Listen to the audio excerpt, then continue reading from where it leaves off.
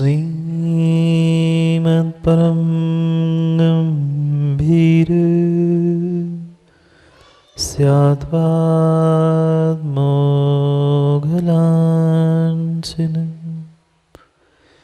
जियात्रैलोक्यनाथस्य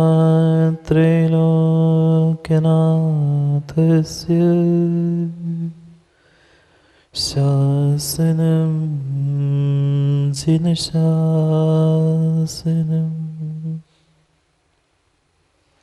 सत्त्वेषु मैत्रीं गुणेषु प्रमोदम् क्लिष्टेषु जीवेषु कृपापरतम् मध्यस्थभावं विपरीतवृत्तो सदा ममात्मा विदधातु देवरिहन्ताणं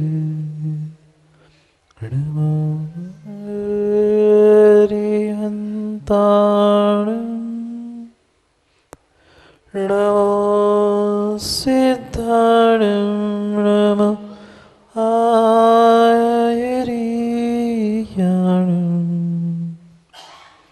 नमो वेत्सायाणं नमो लोये सर्वसावनम्।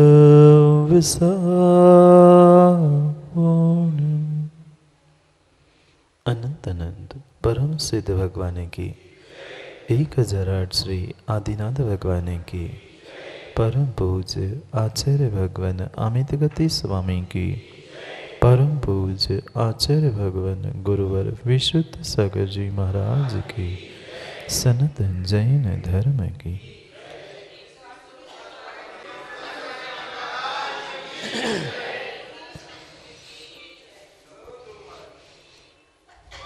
अंतिम तीर्थस्थ वर्धमान स्वामी के शासन में हमसे विराजते और उनकी पावन पीयूष देशना हम सभी के लिए परम उपकारी है। अनादिकाल से हमारी आत्मा में जो जन्म, जरा और मृत्यु रूपी रोग लगे, उन रोगों का उपशमन करने वाली कोई परम औषधि है तो वह एकमात्र यह जनवाणी है। भव्यात्मा सदियों से हम जीवन जीते आए और प्रत्येक जीवन के क्षण में हमने सुख को खोजा। प्रत्येक जीवन के पल में हमने मात्र और मात्र सुख की खोज की। पर जितना जितना मैं सुख को खोजता रहा उतना ही उतना मैं सुख से दूर होता रहा, क्योंकि आज तक मैंने उस सुख को खोजना चाहा, सुख में खो जाना नहीं सीखा। चंद्र जी, खोजना और खो जाना इसमें बहुत अंतर है। हम उस सुख को बाहर खोजते रहे, पर खोजना सुख को नहीं था, अपने आत्मा में खो जाना था, वही वास्तव में सुख था। पर आज तक हम अपने भीतर अपनी आत्मा में खोना सीख ही नहीं पाए। थोड़ी सी कोई वस्तु, थोड़ी सी कोई स्थान मिलता है, हमें लगता है इससे थोड़ा सा आगे बढ़ जाऊंगा तो सुख मिलेगा। वहां पहुंचते लगता है कि नहीं और आगे बढ़ो। तपती दोपहरिया में, कड़कते हुए धूप में चलते चलते पथिक ने सोचा कि मैं कुछ क्षण के लिए किसी पेड़ के नीचे रुक जाऊं। बहुत समय बाद उसे एक छोटा सा वृक्ष पेड़ मिला। पेड़ के नीचे रुका और जैसे ही पेड़ के नीचे बैठा, उसकी दृष्टि और आगे के रास्ते पे गई और उसने देखा ये तो पेड़ छोटा है, ये तो पौधा है, सामने बड़ा वृक्ष है, क्यों ना वहाँ जाके थोड़ा सा आराम कर लूँ, 2 मिनट और चलना पड़ेगा धूप में, पर बड़ा वृक्ष है वहाँ पहुँचो। पथिक वहाँ पहुँचा, वहाँ भी जाके बैठा ही था कि उसने देखा उससे आगे और बड़ा वृक्ष था। उसने सोचा क्यों नहीं आगे इस बड़े पीपल के पेड़ के नीचे जाके रुकूं, ये तो इमली का पेड़ है, इसमें फिर भी थोड़ी थोड़ी धूप आ रही है, पीपल के पेड़ के नीचे थोड़ी छांव मिलेगी। वहाँ से चला, पीपल के पेड़ के पास पहुँचा। वहाँ भी चंद सांसें ही उसने बैठ के ली होगी, उसकी पुनः दृष्टि दूर पर एक पेड़ पर पहुँची। वह सोचता है यहाँ तो आम का पेड़ है, ये पीपल के पेड़ के नीचे क्या रखा है, अच्छी सुगंध आएगी आम के पेड़ के नीचे, उसके पत्ते भी बड़े होते हैं, वहाँ गहरी छांव मिलेगी, हम वहाँ चलते। पथिक उस आम के पेड़ के पास पहुँचा। वहाँ उसने पुनः देखा आगे उससे भी बहुत बड़ा बरगद का पेड़ उसे देखा। करते करते करते आखिर तक वह धूप में ही भटकता रहा, छांव में बेचारा बैठ नहीं पाया। क्या मोदी जी ऐसी स्थिति नहीं है? क्या माँ ऐसी स्थिति हमारे साथ नहीं है?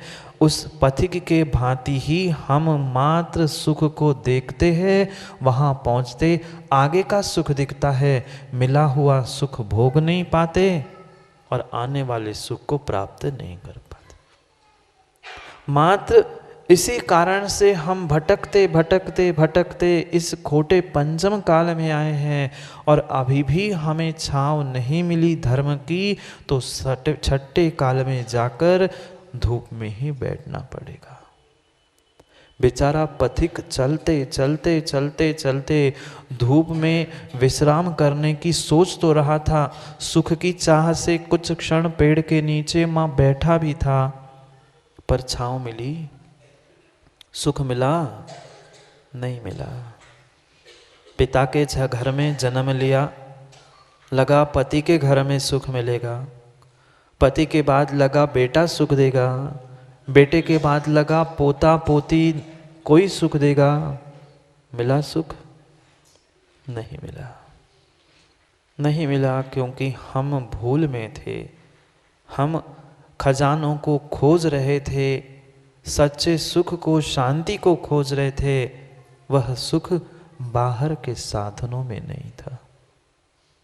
आचार्य अमित गति स्वामी आज परिपूर्ण रूप से उस अध्यात्म की ओर हमें ले जा रहे हैं। हो गई उत्तम चंद जी, व्यवहार की पूरी चर्चाएं हो गई। कल से उन्होंने प्रारंभ कर लिया कि अब तुम पहुंचो अपने ध्यान में। वास्तव में वही ध्यान है, वही सामायिक है, बाहर के प्रत्येक वस्तु को खो जाओ और अपने आत्मा में खो जाओ। बाहर के वस्तु को खोना है और भीतर खो जाना है। अंतर समझना प्रकाश चंद जी, बाहर के वस्तु को खोलो, बाहर की वस्तु को खोलो और भीतर की वस्तु में खो जाओ। पर हम बाहर के उपकरणों में, साधनों में, बाह्य वस्तुओं में तो खो जाते हैं और भीतर अपने आप को खो देते हैं। यही तो अनादि से भूल होती रही। यहाँ नहीं वहाँ, वहाँ नहीं वहाँ, वहाँ वहाँ करते करते पूरी जिंदगी बीत गई। अब अंतिम सांसों की गिनने का समय आ गया, फिर भी व्यक्ति सोचता है शमशान में सुख मिलेगा। नहीं मिलेगा। अगर तूने अपने भीतर पहुंचने का प्रयास नहीं किया है तो बाहर तुम्हें किंचित भी सुख शांति मिलने वाली नहीं है। चाहे जितना तुम बाहर कार्यों में पुरुषार्थ कर लेना, ये बाहर की वस्तु तुम्हारे लिए मात्र मृग मरीचिका है। जानते हैं मृग मरीचिका? वह हिरण भी दौड़ता है, हिरण भी दौड़ता है, सोचता है कि सामने पानी है, सामने पानी है, करते करते बेचारा प्यासा वह मृग हिरण उस धूप में ही लोड़वा जी मर जाता है, पर पानी नहीं मिल पाता। क्या आप लोगों ने कभी रास्ते में चलते चलते रोड पर नहीं देखा, कड़कती धूप हो तब जाकर रोड पर देख लेना, तुम्हें कुछ ही कदमों में लगेगा कि सामने पानी है क्या। वहां पहुंच के लगता है वहां नहीं है, पानी तो कहीं और है। यही आज तक हमारे साथ भूल होती रही। हम आगे आगे आगे देखते देखते वर्तमान के सुख, वर्तमान के आनंद को लूट नहीं पाए। जो हाथ में था उसको हम प्राप्त नहीं कर पाए। पक्का है, भविष्य का देखते देखते, कल के बारे में सोचते सोचते हमने अपने आज के खजाने को लुटा दिया, खो दिया। खोना नहीं था, अपने आप में अपने आप को खो जाना था। वास्तव में वही सामायिक और ध्यान था। क्योंकि जितनी जितनी जितनी जितनी चमक, देवरैया जी सोने चांदी हीरे जवाहरात का काम करते ना आप, जितनी चमक एक कांच के टुकड़ों में होती है, जरूरी नहीं है कि एक हीरे में भी उतनी चमक हो। देखा आप लोगों ने, नहीं है घर में हीरे कांच के टुकड़े, आज इतनी इतनी सुंदर कांच के टुकड़ों में भी चमक दिखती है जितनी एक असली हीरे में नहीं होती। उससे कई अधिक चमक उस नकली कांच के टुकड़े से, जिससे हीरा कहा जाता है, उसमें होती है। क्यों विजय भैया होता है? असली हीरा कम चमकता है और नकली हीरा ज्यादा चमकता है। आज उन हीरों की बात कर रहे हैं, कांच के टुकड़ों की नहीं। आज तक हम भी धर्मात्मा बने, हम भी भगवान की पूजा पाठ अभिषेक सब क्रियाओं को दोहराते रहे, पर मात्र और मात्र हम उस कांच के टुकड़ों के समान चमकते रहे। हीरे जैसी असली भीतर की चमक हमारे पास मिल ही नहीं पाए। क्यों नहीं समझ पाए, क्यों नहीं प्राप्त कर पाए? क्योंकि आज तक हम मात्र और मात्र बाह्य विषयों में, संकल्प विकल्पों में उलझे थे। ये मेरा है, ये तेरा है, ये उसका है, ये उसका इसका है। मात्र इस राग द्वेष के अलावा हमने मंदिरों में भी आकर और कुछ भी नहीं किया। जिस भूमि पर, जिस स्थान पर, जिस क्षेत्र पर हमें अपनी कर्मों की निर्जरा करनी थी, उन्हीं स्थानों पर हमने राग द्वेष, तेरा मेरा, मेरा तेरा करते हुए जो कर्मों का बंध किया है, वह कर्मों का बंध अगर उदय में इसी पर्याय में आ जाएगा तो अपने आप को समझ में आएगा कि मैंने कितनी बड़ी भूल की थी। मात्र जीवन में दो ही विकल्प और संकल्प चल रहे, दो ही बातें चल रही है, एक संकल्प और विकल्प, मेरा तेरा, मैं मेरा, दो ही बातें चल रही है। बहुत गहरी बात समय स्वामी कुंद कुंद स्वामी इसलिए लिखते हैं, अहमेदम अहमेदम एदमहम अहमेदस्सम्य होति एदमम। ये जितने जितने जीव भ्रमित है, संसार में भटक रहे हैं, उनके पीछे के दो ही कारण हैं, मैं मेरा, मेरा मैं मेरा।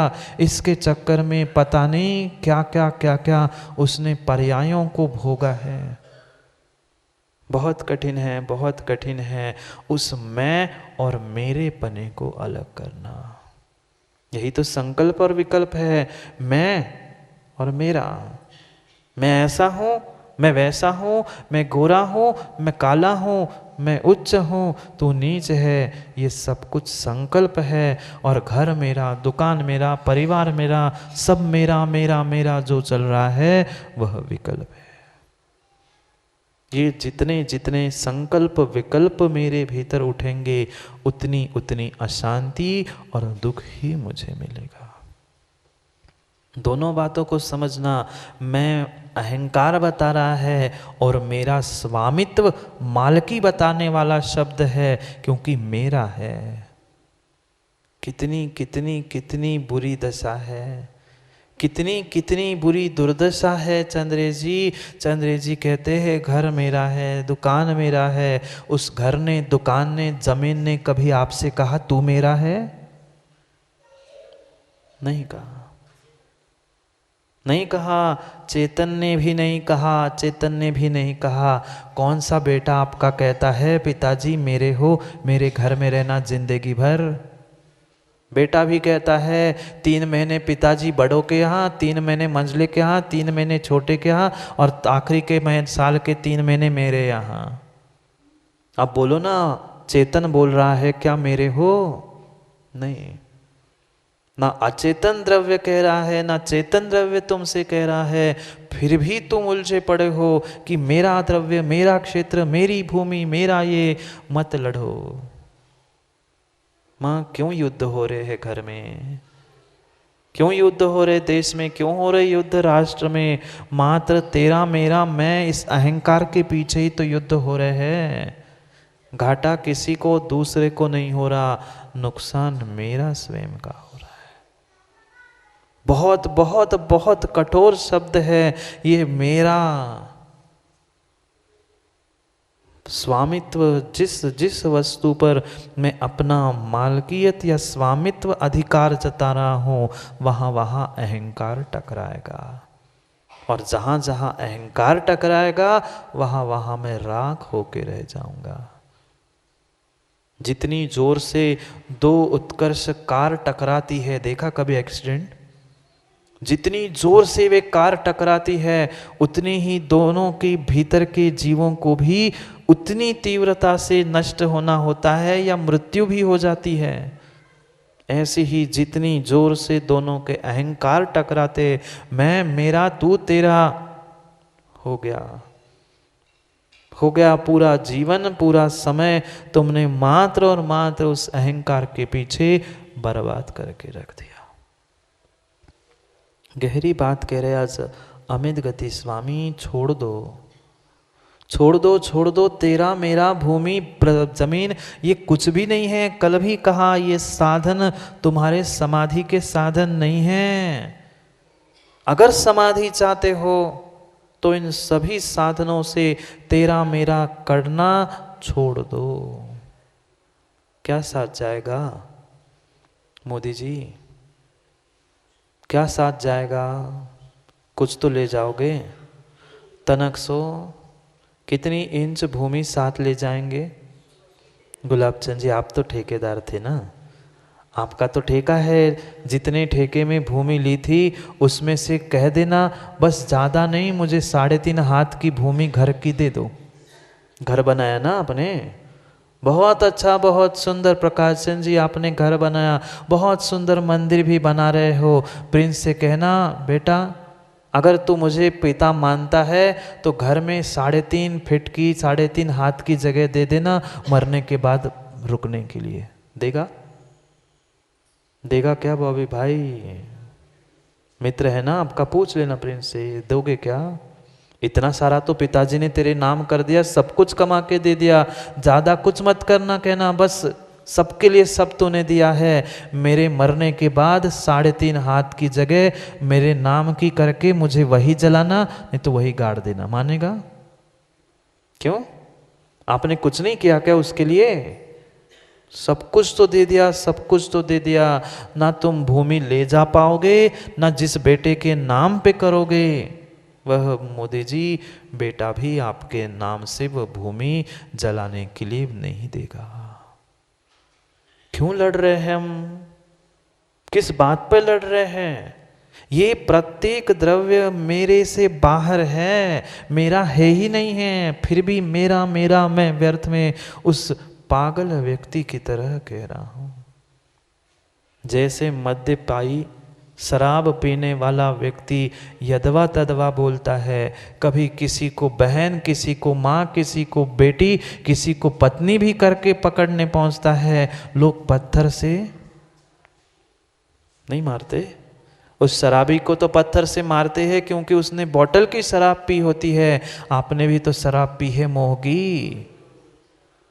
आपने भी तो मोह की शराब पी के रखी है। पता नहीं पिछली पर्याय में जो तेरी बहन थी, पता नहीं वही तुम्हारी आज पत्नी बनी है। पता नहीं आज तुम्हारी जो माँ है कल वही तुम्हारी पत्नी बने। कौन किसका क्या संबंध पिछले भाव में था हमें नहीं पता। इस भाव के संबंध को हम संबंध मान रहे हैं, तेरा मेरा मान रहे हैं। ये करणानियों का चंद्रेजी सिद्धांत है। जितने तुम्हारे सगे संबंधी बने हैं वह तुम्हारे पिछले पर्याय के सगे संबंधी है। जरूरी नहीं है वही बहन बहन बन के आए, वह बहन अगली पर्याय में वही जीव द्रव्य तुम्हारे लिए मां बन के पत्नी बन के भी आ सकता है। किसमें हम राग द्वेष कर रहे हैं? किसको हम अपना पराया कहने के पीछे लड़ बैठ रहे हैं? माँ कितनी छोटी छोटी एक एक चम्मच को तो लेकर लड़ाई नहीं होती ना। चम्मच की कितनी कीमत? 5-10 रुपए की चम्मच नहीं, सोने चांदी की थी। स्टील की चम्मच, स्टील की कटोरी, उसके पीछे तो देवरानी जेठानी में लड़ाई नहीं होती ना। होती है। भले ही मुंह से शब्दों से कोई हथियारों से लड़ नहीं पा रहे हैं, भीतर तो कचोट रहा था मन, मेरी एक चम्मच ले ली, अब आन दो उसको, मैं 2 चम्मच रख लूंगी उसकी। भीतर को टटोल के देख लो माँ, बाहर कितनी ही मुंडी ऐसी ऐसी कर लेना, भीतर परिणाम क्या हो रहे थे? भीतर से तो हमने सुख शांति को छोड़ दिया था जब तेरा मेरा हुआ था तब। ये मूर्छा है, ये परिग्रह है। इतना इतना इतना इन संस्कारों से हम ग्रसित है कि हम इससे उभर ही नहीं पा रहे हैं। ये परिग्रह मेरा है, ये वस्तु मेरी है। धोखे से माँ कह दूं क्या? कह ही देता हूँ, अब सुन ही लो, अब का है जो है सो है। धोखे से कोई माँ पहुंची चौके में आहार देने के लिए, वह डिब्बा लेके गई थी, अपनी सामग्री शुद्ध बनाकर सूखी सामग्री लेकर डिब्बा लेके गई थी और डिब्बा का ढक्कन माना कि चौके में भूल गया। उस डिब्बे का ढक्कन माना कि चौके में जल्दी जल्दी में भूल गए। वापिस आए, आपको 2 दिन याद नहीं आया। 2 दिन बाद जब चौका बंद हुआ उनका भी, और आपको याद आ गई, अरे ढक्कन तो कहाँ था? ढक्कन तो वहाँ था। कितनी बार माँ पूछने जाओगे? घर में इतनी इतनी इतनी समृद्धि और इतने साधन हैं कि बुलवा करेंगे तो हम 50 डिब्बे बांटेंगे, पर जब जब वो सामने दिखेगी ढक्कन ढक्कन दिमाग में आएगा कि इसके यहाँ ढक्कन रखा था, वो ढक्कन लौटा नहीं रही है। जबकि बुलवा करके तुम 2 डिब्बे बांटोगे, पर दिमाग में जब जब वो मिलेगी, जब उनके घर में जाओगे, माँ बाकी कुछ नहीं दिखेगा। क्या दिखेगा? ढक्कन। या आपको नहीं कह रहा हूं, ढक्कन को ढक्कन दिखेगा। कितनी मूर्छा, कितना परिग्रह है कि मेरा बर्तन, मेरे डब्बे का ढक्कन। भले ही वो टूटा था, फूटा था, देखा नहीं, पर पल पल जब भी माँ घर में चौका लगेगा तब क्या याद आएगा? जब जब घर में चौका लगेगा कौन याद आएगा? वह काम करने वाले, सहयोग करने वाले नहीं, पर ढक्कन जरूर याद आएगा। चाहे किसी का चौका लगा, कोई मुनिराज भी आ जाएंगे तो बस दिमाग में एक ढक्कन लगा लो। ढक्कन डिब्बे का नहीं, अपने दिमाग पे लगा लो इन परिग्रह के विषयों में ढक्कन। ढक्कन साथ ले जाओगे, कौन सी इंच भर मोदी जी भूमि साथ ले जाओगे? कुछ भी साथ नहीं ले जा सकते, पर फिर भी हम लड़ रहे हैं, ये तेरा है, ये मेरा है, ये मेरा है, ये तेरा है। जब तक ये संकल्प विकल्प है तब तक सुख शांति नहीं है। ये सभी बाह्य वस्तु है। मैं इन सबसे भिन्न हूं, क्यों नहीं पहचान पा रहे हैं?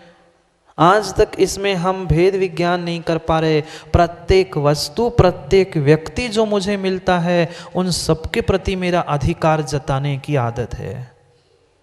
हाँ, भले ही 2-4 दिन के लिए कोई सामग्री, कोई स्थान हमें प्राप्त होता है, हम उसमें अपनी मालकियत, स्वामित्व बताते ये मेरा है। उस वस्तु ने कब कब आपसे कहा, बॉबी भाई वह गाड़ी मेरी तेरी है। किसी भूमि ने, किसी दुकान ने कहा, आज जाके पूछ लेना, वैरायटी से।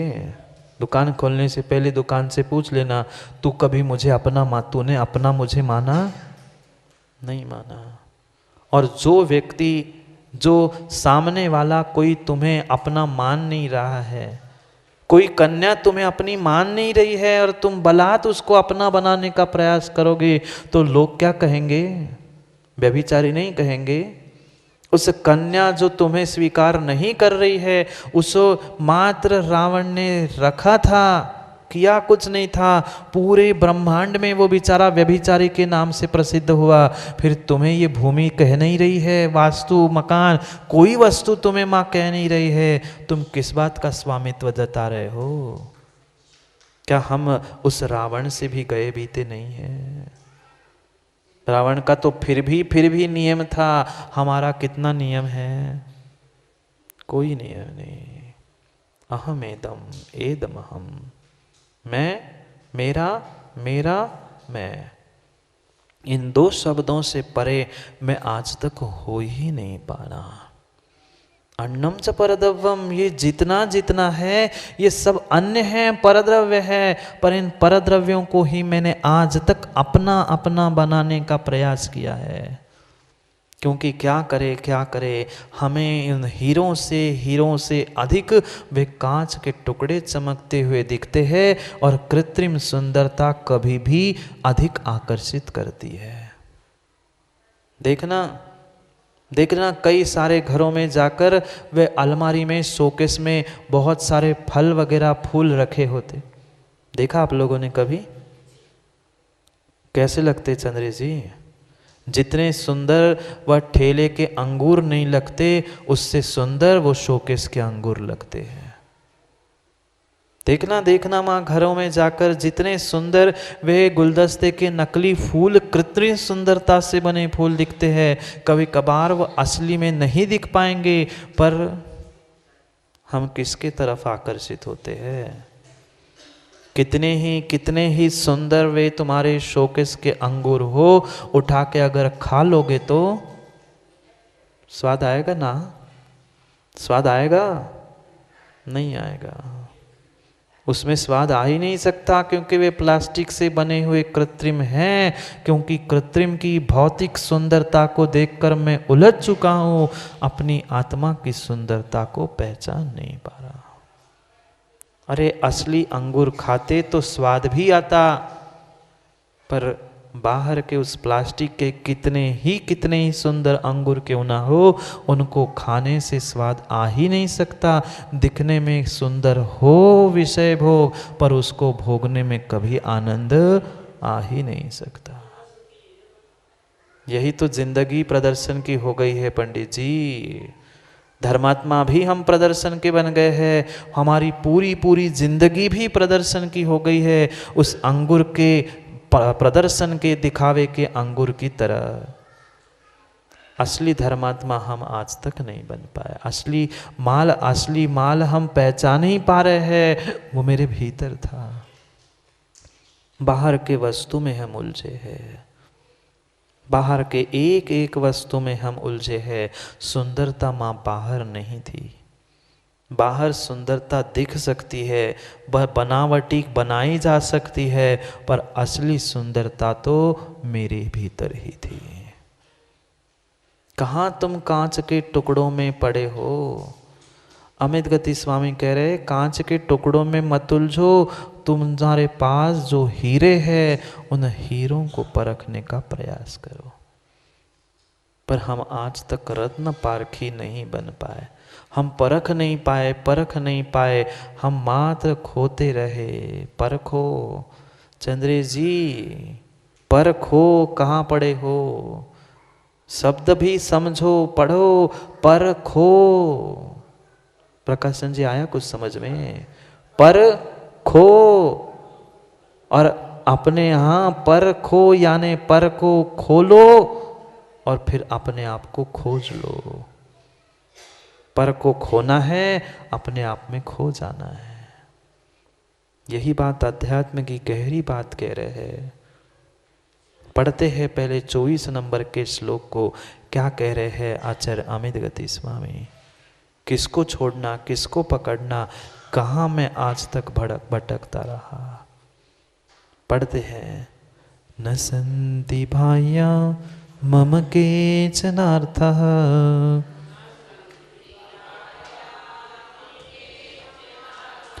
भवामि तेषां न कदाचनाहम्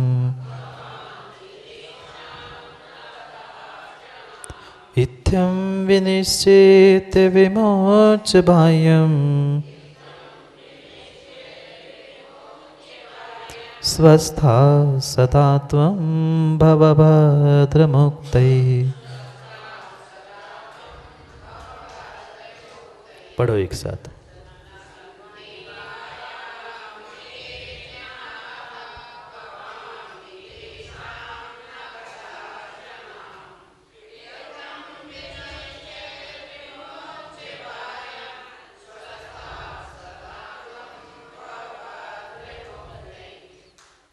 अमित गति स्वामी कल भी कह रहे थे, हे भद्र, हे मित्र, हे भाई, हे महापुरुष, कुछ तो सुन, कुछ तो समझ, कुछ तो समझ। तू भद्र है, तू भद्र है, तू ही भद्रता को प्राप्त करके भगवान बनने वाला है। क्यों नहीं पहचान पा रहा है अपनी स्वयं की भद्रता को? क्यों विषय कषायों में तेरा मेरा मेरा करते हुए अभद्र व्यवहार कर रहा है? तू भद्र है, तेरी क्रियाएं भी भद्र होनी चाहिए। ये बाहर की प्रत्येक वस्तु अभद्र है, तू ही अकेला भद्र है, तू ही अकेला महान है। ये बाहर की छोटे छोटे कांच के टुकड़ों को, कंचों को उठाने से तू कभी भी अमीर नहीं बन सकता। क्या कोई 500 लाख करोड़ हजारों अरबों उन कंचों को उठाने से, घर में रखने से अमीर कहलाएगा? नहीं। कितने ही कांच के टुकड़े व कंचे खेलने वाले इकट्ठे कर ले, वह अमीर नहीं होगा। उसके अलावा एक हीरे का टुकड़ा मिल जाए, एक असली हीरा, और तुम्हारे ट्रक भर कांच के टुकड़े और तुम्हारे ट्रक भर कंचे, उनकी बराबरी नहीं है। क्यों व्यर्थ बाह्य वस्तुओं में तुम अपना स्वभाव खोज रहा है? क्यों उनको तुम अपना मान रहा है? न केचन किंचित भी बाहर की कोई वस्तु, न केचन बाह्या, बाहर की कोई वस्तु, कोई पदार्थ मम न संति, मेरा नहीं है, मेरा नहीं है। जो मेरा है वह दिख नहीं रहा है, और जो दिख रहा है वह उत्तम चंद जी मेरा नहीं है। जो मैं हूं वह दिखाई नहीं दे रहा है, और जो दिखाई आपको दे रहा है वह मैं नहीं हूं। अंतर समझना, ये उसकी पर्याय है, विभाव अवस्था है। मैं तो भिन्न जीव द्रव्य हूं, मुझे आज तक किसी ने देखा ही नहीं है, ना देख सकता है। मात्र इस बाह्य पर्याय में हम अपना पराया करके व्यर्थ में विषय कसाय बांध रहे हैं। बाहर की सुंदरता के पीछे हम अंदर से कुरूपता को प्राप्त हो रहे हैं। कितनी ही बाहर की सुंदरता हो, बाहर की सुंदरता तुम्हारे लिए कल्याण का मार्ग नहीं है। कितना ही गोरा नारा सुंदर चिकना चुपड़ा तुम्हारा चेहरा बदन हो, वो जरूरी नहीं है तुम मोक्ष को प्राप्त कर लो। किंचित भी नहीं। ये बाह्य वस्तु है, उसके भीतर की अंदर की सुंदरता को प्राप्त करना चाहिए था। पक्का है जितने जितने ये बाहर से कुरूप होते हैं ना, बुरा नहीं मानना, पर परम सत्य यही है, जितने जीव बाहर से कुरूप होते हैं उतने ही सुंदरता के लिए मान पता नहीं कितने नील पेंट, लिपस्टिक, पाउडर, कपड़े, पता नहीं क्या क्या पोत के, दूसरे के कलेवर को पोत के अपने आप को सुंदर जताना चाहते हैं, पर वास्तव में वे सुंदर नहीं होते। हाँ, लगा लो, चाहे खून लगा लो, चाहे हड्डी की पाउडर मुंह पे पोत के आ जाना, तुम जितने उसको पोतोगे, ये अपने आप में ये सिद्ध कर रहे हो प्रथम कि हम कुरूप है।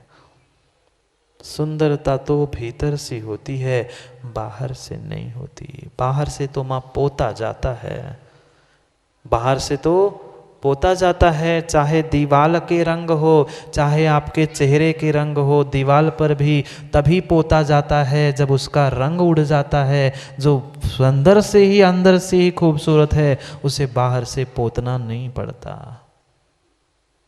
कितना मेकअप उत्कर्ष दिगंबर साधु करते हैं।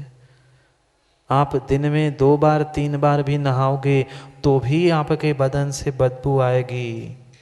कितना पाउडर क्रीम पता नहीं दुनिया भर की चीज लगाओगे तो भी वह मात्र चंद्र मिनटों की, चंद घंटों की। और वे दिगंबर साधु आर्यकमा क्या लगाते हैं?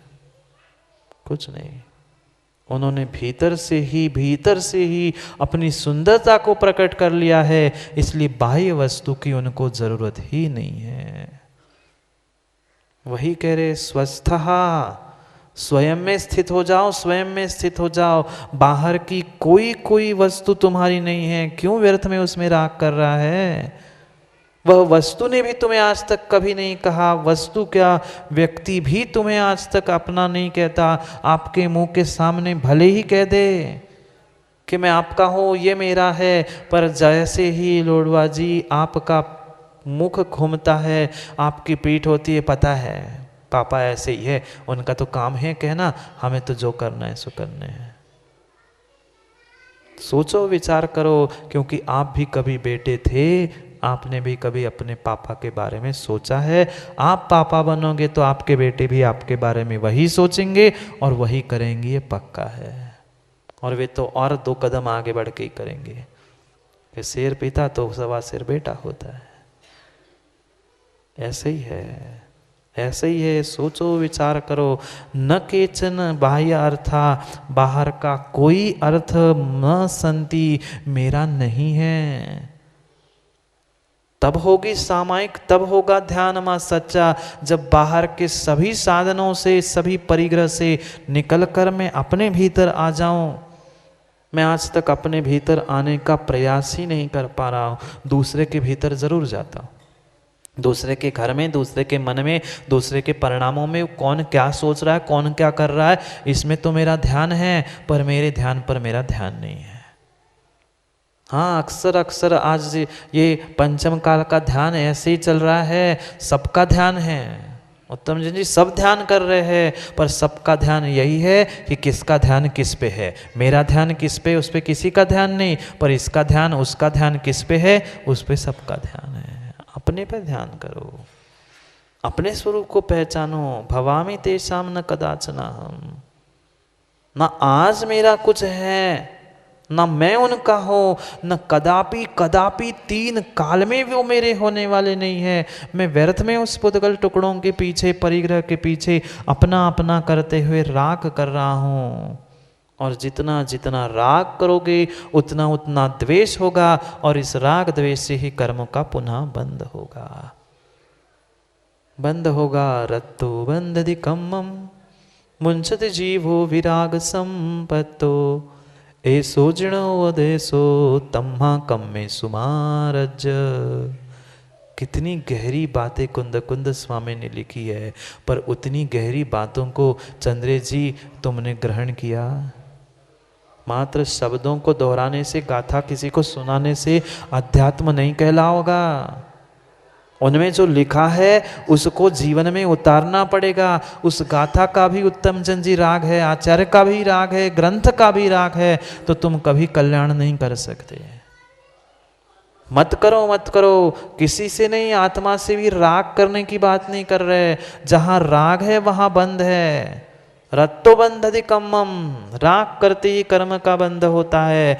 मुंचति विराग संपत्तो, और जिसके पास विराग है, वैराग्य है, वही कर्म से दूर होता है। ऐसो जिणो वदेसो, मेरी बात मत मानो, मत मानो माँ मेरी बात। जिनेंद्र भगवान ऐसा कह रहे हैं, उनकी ही मान लो। कम में सुमारज, इसलिए कर्मों के प्रति, इन वस्तुओं के प्रति, किसी पर वस्तु के प्रति राग मत कर, मत कर, मत कर। पर क्या करे, हमारी अनादि से बॉबी भाई आदत हो चुकी है, जो हमसे कहते कि मत कर, हम तो बिल्कुल ठेके करे। आपने काहे कही, आपने कही ना, अब तो हम ठेके करे, जान के करे, तुमने कही सो हम करे। करो, बिगड़ेगा किसका काम? काम किसी और का नहीं बिगड़ रहा है, काम हम अपने आप का बिगाड़ रहे हैं। ये पक्का है। जितने जितने मात्र और मात्र उलझे हैं एक दूसरों के तेरा मेरा मेरा तेरा करने के पीछे, विजय भैया वे पक्के में आज नहीं तो कल उस कर्म के फल को भोगेंगे। जो इस इतिहास गवाह है, जितनों जितनों ने विशेष विशेष करके वह कार्य विघ्न डालने का, दूसरे को तेरा मेरा करके लड़ने का किया है, उतना ही उतना वह कार्य श्रेष्ठ हुआ है।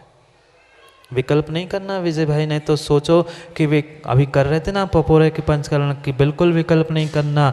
ये पक्का है, अनादि से सिद्ध है, जिस कार्यों में प्रारंभ में विघ्न अधिक आते हैं वह कार्य विशेष रूप से फलीभूत होता है और आपका वह पंचकल्याणक उत्कृष्ट से उत्कृष्ट रूप से होगा, उसमें कोई विकल्प करने की बात ही नहीं है। क्योंकि जिसकी जैसी जो आदत है, होनहार है, क्यों भाई वो तो वैसा करेगा ही करेगा।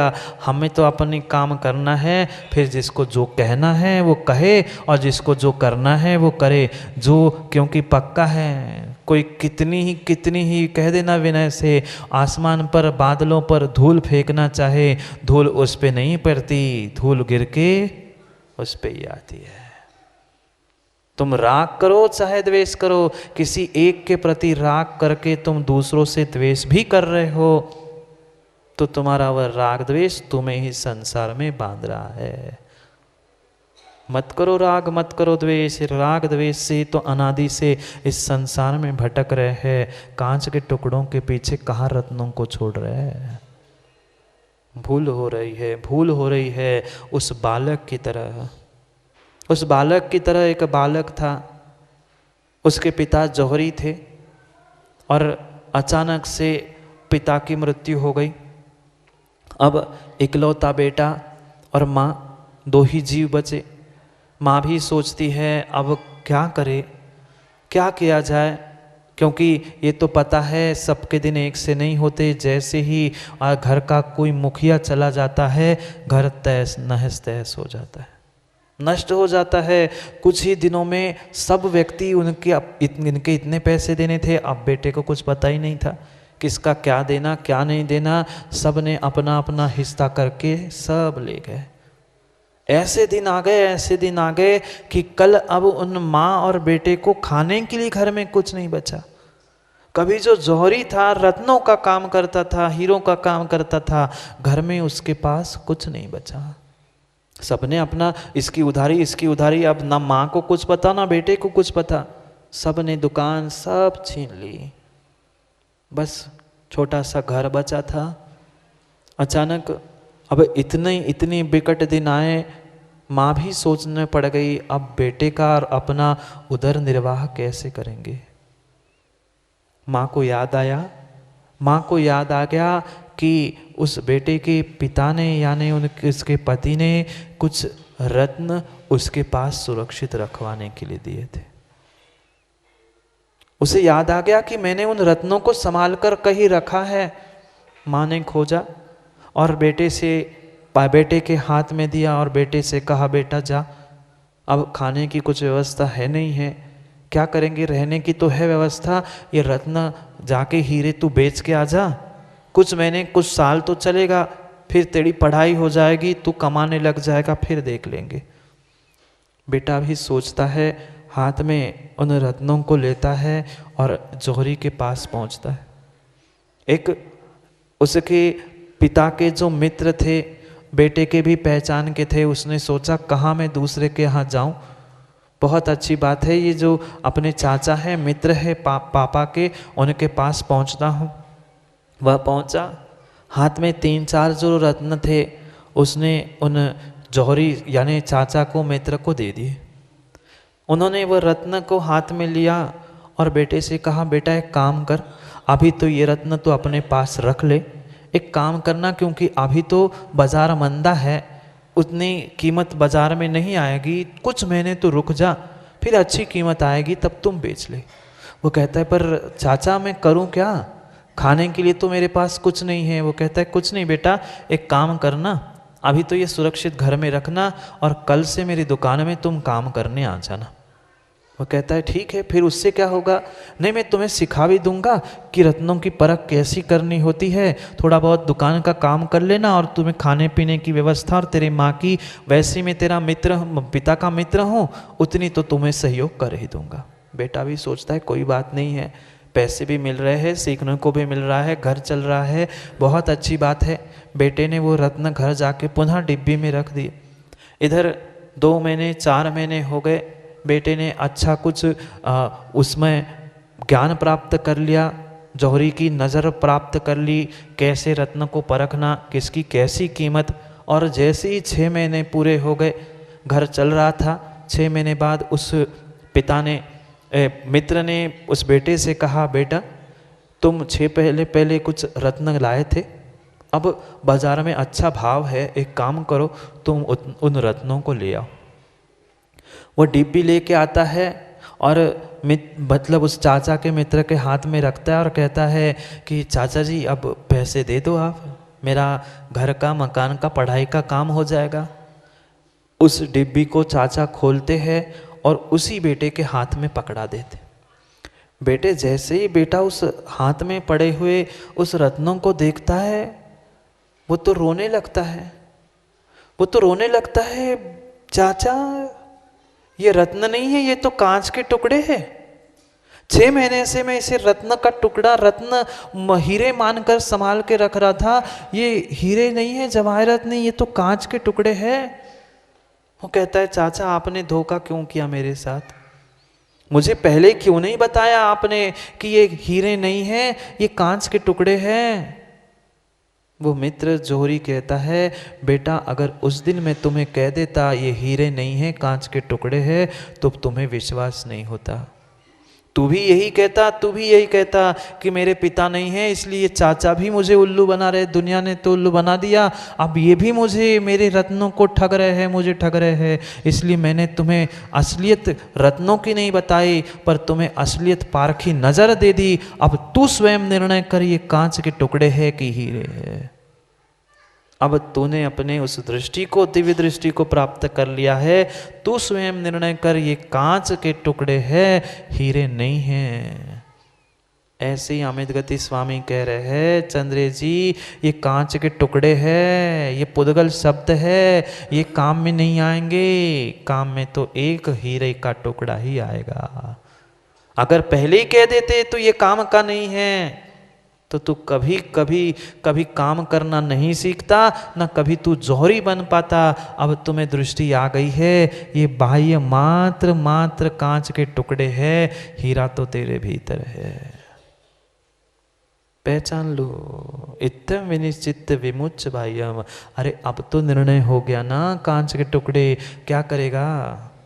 बेटा घर गया और माँ के सामने ही उस कांच के टुकड़ों को कचरे के डिब्बे में डाल दिया। माँ बिलखने लगी, बेटा क्या कर रहा है? ये तो पिता ने दिए हुए, पिता के से प्राप्त किए हुए रत्न थे, तू कचड़े में डाल रहा है।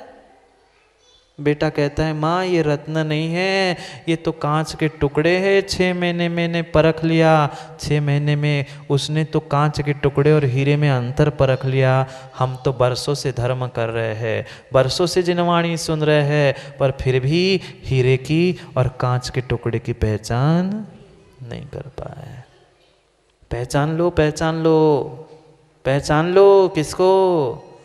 रिश्तेदारों को नहीं, अपने आप को। हीरे और कांच के टुकड़ों में अंतर कर लो। ये बाहर की जितनी सामग्री है, चाहे शरीर क्यों ना हो, चाहे सगे संबंधी क्यों ना हो, द्रव्य क्षेत्र जितने बाहर के हैं, वे सभी मेरे लिए कांच के टुकड़ों के समान हैं। केचन बाह्या अर्था मम संति न। ये बाहर का कोई द्रव्य पदार्थ अर्थ मेरा नहीं है। च न अहम तेषाम, न मैं उसका हूँ, वह भी मेरे नहीं है, मैं भी उसका नहीं हूँ। ना कदापि हूँगा, कदाचन भवामी, भविष्य में भी ये कोई परवस्तु मेरी होने वाली नहीं है। नहीं है, नहीं है, कितना ही हम कह ले ये मेरा वो मेरा, कब तक? जब तक आंखें खुली है तब तक। फिर सब समाप्त, सब समाप्त। आँख खुली चंद्रेश जी, आँख खुली, सपना गया। आँख खुली, सपना गया, आँख बंद हुई, अपना गया। आँख खुली, सपना गया, आँख बंद हुई, अपना गया। जिंदगी का उसूल ऐसा ही है यारो, सांस चली गई, दफना दिया गया। जब तक सांसें चल रही है तब तक गुलाबचंद जी अपना पराया दिख रहा है। जैसे ही आँख खुलती है सपना टूट जाता है। जैसे ही आँख माँ बंद होती है अपना अपने से दूर हो जाता है। और वही अपना जिसे अपना अपना करके गला फाड़ कर चिल्ला रहे थे, सांस जाने से उसे ही दफना दिया जाता है। पूछ लेना प्रकाश चंद जी, आज प्रिंस से पूछोगे 3.5 हाथ की जगह बस दे दो। वही दफनाने के लिए, वही अंतिम संस्कार करने के लिए इतनी सारी जगह, इतने सारे प्लॉट, इतनी सारी भूमि कितनों के नाम पे है। अपने अपने घर वालों से, अपने अपने बेटों से पूछ लेना, मोदी जी 3.5 हाथ की जगह दे दोगे क्या बेटा? मैंने तुम्हें जिंदगी दी, सब कुछ दिया, सब कुछ दिया, अब बस 3.5 हाथ की जमीन मेरे नाम से कर देना, मरने के बाद अंतिम संस्कार वही करना। करेगा? नहीं करेगा। आपने आपके पिता का नहीं किया, आपका बेटा आपका क्या करेगा? आप इतने प्रकाश चंद जी धर्मात्मा है तो आपके पिता कितने होंगे? फिर उनको आपने शमशान में जाकर जला के आ गए, आपको कौन घर में रखेगा? क्यों हम व्यर्थ में राग द्वेष करके, अपना पराया करके इन द्रव्य क्षेत्र काल और परवस्तुओं के पीछे लड़ रहे हैं? कुछ भी साथ नहीं जाएगा, छोड़ दो। बार बार कह रहे हैं, कल भी कहा था, ये सभी साधन साधन है, साध्य नहीं है। ये सभी सगे संबंधी साधन हो सकते हैं पर साध्य किंचित नहीं है, नहीं है, नहीं है। इत्यम विनिश्चित्यम, अरे यही निश्चय कर, अब तो चेत जा, अब तो जाग जा। यह दृढ़ निश्चय कर, दृढ़ संकल्प कर, बाह्यम विमुच, और बाह्य प्रत्येक वस्तु को छोड़ दे, छोड़ दे, छोड़ दे, प्रत्येक बाह्य वस्तु को छोड़ दे। तुम सदा स्वस्थम भव, स्वस्थ हो जाओ, यानी अपने आप में स्व में स्थित हो जाओ, और स्वस्थ यानी बीमारी से भी दूर हो जाओ। ये जो राग द्वेष की मेरे तेरे करने की, लड़ने की बीमारी लगी है, जन्म जरा मृत्यु रूपी बीमारी लगी है, उस बीमारी से दूर होने के लिए, स्वस्थ होने के लिए एकमेव साधन है, जिससे बीमारी है वही छोड़ दो। किससे बीमारी है? बीमारी किससे है? सबसे बड़ी बीमारी ये परिग्रह है। जितना परिग्रह ज़्यादा है उतनी बीमारी ज़्यादा है। इसलिए उस परिग्रह को छोड़ दो, स्वस्थ हो जाओ। राग द्वेष को छोड़ दो, बाह्य वस्तु को छोड़ दो, तुम स्वस्थ हो जाओगे, सभी बीमारी तुम्हारी वही छूट जाएगी। एक समझदार ज्ञानी पुरुष व्यक्ति जो होता है, जिस कारण से बीमार पड़ता है रमेश चंद जी, उसको वो छोड़ देता है। छोड़ता है क्या? डॉक्टर के पास गए, डॉक्टर ने कहा अब आपको घी नहीं खाना, हार्ट में 2 ब्लॉक हो गए हैं, खाएगा? खाएगा तो जाएगा। वो तुरंत उसी दिन से छोड़ देता है, भले ही नियम नहीं ले पाए पर खा नहीं पा रहा है। क्यों? अगर खा लूंगा तो जिस कारण से बीमारी थी उसे छोड़ने से ही स्वस्थ होते हैं। ये बाह्य परिग्रह से, बाह्य वस्तु के ममत्व से ही हमारे लिए जन्म जरा मृत्यु रूपी रोगों की बीमारी लगी है। उसको छोड़ दो, स्वस्थ हो जाओगे। उनको छोड़ना है, माँ देवशास्त्र गुरु को छोड़ मत देना। नहीं तो महाराज ने कहा बाह्य छोड़ दो, महाराज को भी छोड़ दिया, जाओ महाराज तुम जानो, तुम काम जाने। बाह्य छोड़ना है, वे तो अंदर पहुंचाने के लिए निमित्त फिर भी बन सकते हैं। ये बेटा बेटी बहु द्रव्य क्षेत्र भूमि ये साथ नहीं जाएंगे। ये भले ही व्यवहार से देवशास्त्र गुरु शरण है, भले ही व्यवहार से वे निमित्त बन सकते हैं, पर ये तो संसार में रुलाने वाले निमित्त है, संसार से छुड़ाने वाले एक यही निमित्त है। जाओ, घरे नहीं जाने, घर नहीं जाने का, कांच के टुकड़े मतलब हीरे को देखने के लिए। अब हीरे पहनते हो कि कांच के टुकड़े पहनते हो, आप ही जानो। घर में जाके तो कांच के टुकड़े ही मिलेंगे, हीरे तो मात्र जिनवाणी के रत्नों में ही मिलेंगे, अन्य कहीं नहीं मिल सकते। समय हो गया है कांच के टुकड़ों को छोड़ने का, पकड़ने का नहीं। छोड़ दो उन कांच के टुकड़ों को, असली हीरे की पहचान कर लो, पहचान कर लो। इसलिए उस पहचान को करने के लिए जो जो आपने मोदी जी भावना भाई है ना, वह 20 साल का गुरसराय का सपना 24 और वहाँ उत्तुंग प्रतिमा साकार हो रहा है। 24 भी हो गई, आपने आलोक भैया चौमासे का भी श्रीफल चढ़ा दिया। सबको यही आशीष है कि आपकी भावना जैसे 24 की पूर्ण हो गई है, वैसे आपके गुरसराय का चौमासा भाई इस साल का, अभी कहने तो दो, पहले ही ताली बजाने लग रहे हैं। अभी कुछ बात ही नहीं सुन रही पूरी, उनने क्या करे।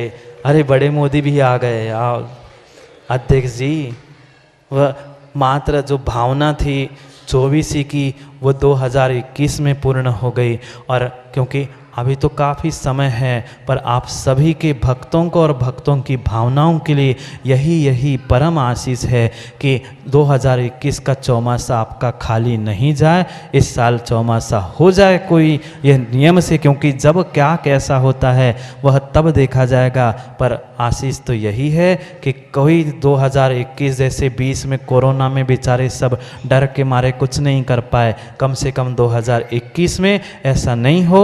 आपको भी वह 24 के बाद 24 पंचकल्याणक और 24 पंचकल्याणक के साथ चौमासे का भी सौभाग्य प्राप्त हो। यही सबके लिए गुरसराय वालों को आशीष है कि आपकी भावना भी शीघ्र ही पूर्ण हो जाए, आपका चौमासा इस साल का खाली नहीं जाए। कि 24 की भावना खाली नहीं गई, फिर बॉबी भाई चौमासे की भावना कैसे खाली जा सकती है। भावना भी सफल हो, इसके लिए आपकी भावनाओं का आशीष और उसकी अनुमोदना करने हुए समय को समय पे समझने के लिए हैं। हाँ, विधान हो चाहे 24 हो चाहे चौमासा हो, सबके लिए उनकी भावना तो है ही, विधान के लिए भी। और पपोरा वाले भी आशीष लेने आए हैं। क्यों भाई विजय भैया, वे सानिध्य भी, और सानिध्य चाहिए क्या? वो 3 तो है, हमारे भैया ही तो है। 3 क्या और 5 क्या, 3 तो एक ही से है, वे तो बढ़िया है ही हमारे भैया, कर लेना। हाँ, वे कह रहे महाराज जी पंच कल्याणक है तो 5 पंच रहेंगे तो अच्छा रहेगा। विचार करते हैं आपकी भावनाओं को, क्योंकि गुरु का आशीष मिला है और आपकी भी तैयारी शायद, क्यों लोडवा जी, है ना? तैयारी है कि नहीं? क्यों पापू भाई, है ना? विचार करना।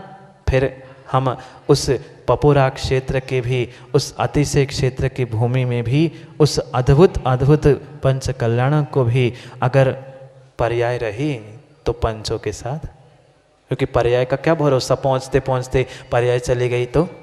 इसलिए गुरु की आज्ञा का और आपकी भावनाओं का भी स्वागत करते हुए आप सभी भव्यों को आपकी भावना की पूर्ति के लिए यही आशीष, शीघ्र आपकी सभी की भावना पूर्ण हो। आप भी जल्दी से जल्दी अपनी भावनाओं को सिद्ध करते हुए सिद्ध अवस्था को प्राप्त करें, क्योंकि समय बहुत हो गया ना। पर ऐसा नहीं करना मोदी जी, नहीं तो आप तो गड्ढे तो खोद दिए, गड्ढे तो कई बार खुद जाते हैं। मैं तो ये सोच रहा हूँ, पर पक्का आप हाँ कह रहे हो तो हम हाँ कह रहे विधान के लिए, बोलो हाँ कह रहे का? नहीं करना तो आप सबको मिलकर ही है। अगर आप पक्का कह दो कि महाराज आप जब तक लौट के आ रहे हैं विधान के लिए, तब तक आपके लिए 2 मंजिल खड़ी करके रख रहे हैं, पिलर और सब करके, तो विचार कर रहे, बताओ कौन सी? वे 24 का एक की कहाँ, एक महाराज की गारंटी है? अच्छा मेरे एक ही महाराज की गारंटी ले रहे भैया, फिर हम विचार करें। ओ महामंत्री जी कहाँ छुपे हो तुम, आ जाओ, निर्णय करो कि कम से कम इतनी तैयारी होनी चाहिए कि जब विधान के लिए अगर मैं आया, अगर कह रहा हूँ अभी, अगर मैं विधान के लिए आया तब हम वह उत्तुंग प्रतिमा और 24 के वेदी और 24 भी अगर हो सके तो विराजमान करे। इतनी तैयारी आपकी है तो है क्या? है क्या? तो फिर मैं आशीर्वाद दे दूँ विधान के लिए, नहीं तो फिर मैं भी विचार करूँ। प्रकाशन जी आप भी तैयार कर लेना, फिर सभी वेदियों पर भगवान और वेदी हम उसी समय पे विराजमान करें, और आचार्य भगवान का 14वें वर्ष का उस आचार्य पधारणों को भी हम सब मिलके फिर गुरुसराय में मनाए। रमेश चंद जी रहोगे ना साथ में? आप सहयोग करोगे तो ही काम होगा, क्योंकि भूत नहीं रहेंगे तो फिर वर्तमान की क्या कीमत है। जितने जितने भूत है वे सभी भूत, और वर्तमान सभी अध्यक्षों से और सभी पूरी कमेटी से यही कहना है, जो भावना 20 वर्षों से सपनों को हमने साकार किया था, वह गुलाब चंद जी, रमेश चंद जी, ये ऐसा हो कि जो सपने 20 साल में हमने देखे हैं वह जल्दी से जल्दी, माता वो आप लोग नहीं चाहते ना? चाहते हैं? चाहते तो सबको नियम लेना पड़ेगा। बोलो तैयार हो क्या? क्योंकि श्रीफल तो आपने चढ़ा दिए, अभी मैंने आशीर्वाद किसी के लिए नहीं दिया। कौन चाहता है आपके नगर में 24 जल्दी से बन जाए? मतलब जो हाथ नहीं खड़े कर रहे वो चाहते नहीं हैं, सभी लोग चाहते हैं। अगर सभी लोग चाहते हैं तो इतना काम अवश्य करना कि हर व्यक्ति, जितने जितने जीवों ने उसमें सहभागिता दी है या देना चाहता है, हर व्यक्ति मात्र माँ जब तक अपने भगवान 24 के और वहाँ के भगवान का पंचकल्याणक नहीं हो रहा है तब तक ओम ह्रीम नमः की 3 माला फेरना। कौन कौन नहीं फेरेगा? नहीं फेरेंगे? फेरेंगे ना? तो आपकी तो माला फेरने में माताओं गुरुसराय की तो कंपटीशन कोई कर ही नहीं सकता। मैंने 4 दिन में ही देख लिया।